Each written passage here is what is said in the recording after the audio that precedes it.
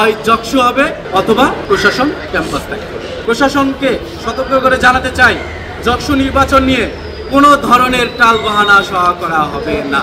জকসু নির্বাচন জবিয়ান্সদের জন্য অন্যান্য ইউনিভার্সিটির মতো জাস্ট একটা নির্বাচন নয়, এটা জবিয়ান্সদের একটা অধিকার আদায়ের প্ল্যাটফর্ম হতে যাচ্ছে। সুতরাং এইটা বানচালের চেষ্টা আমরা কোনোভাবেই মেনে নিব না।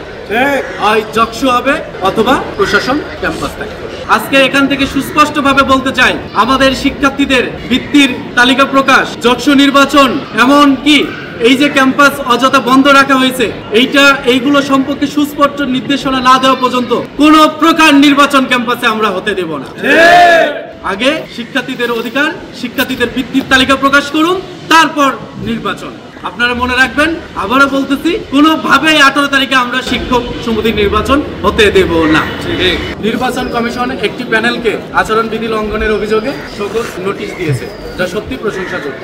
তবে আরেকটি প্যানেল প্রকাশ্যে আচরণবিধি ভঙ্গ করলেও নির্বাচন কমিশন কোনো ব্যবস্থা নেয়নি। এতে নির্বাচন কমিশনের নিরপেক্ষতা ও গ্রহণযোগ্যতা নিয়ে গুরুতর প্রশ্ন থেকে যায়। জকসু নির্বাচন যথাসময়ে সম্পূর্ণ করতে হলে দ্রুত স্বাভাবিকভাবে ক্লাস পরিচালনা এবং পরীক্ষার আয়োজন করা অপরিহার্য।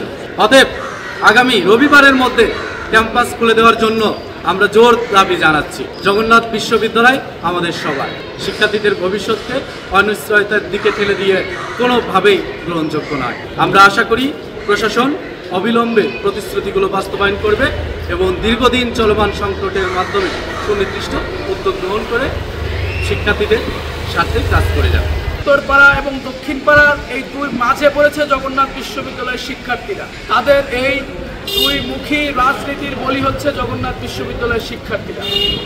আমরা স্পষ্ট করে বলতে চাই, আপনাদের যদি রাজনীতি করতে মন চায়, আপনারা শিক্ষক রাজনীতি করুন, শিক্ষার্থীদেরকে নিয়ে কোনো রাজনীতি করবেন না। এবং জগন্নাথ বিশ্ববিদ্যালয়ে যে 22 তারিখ নির্বাচনের ডেট ঘোষণা করা হয়েছে, আপনারা বারবার সেই ডেটকে বিলম্বিত করার চেষ্টা করছেন।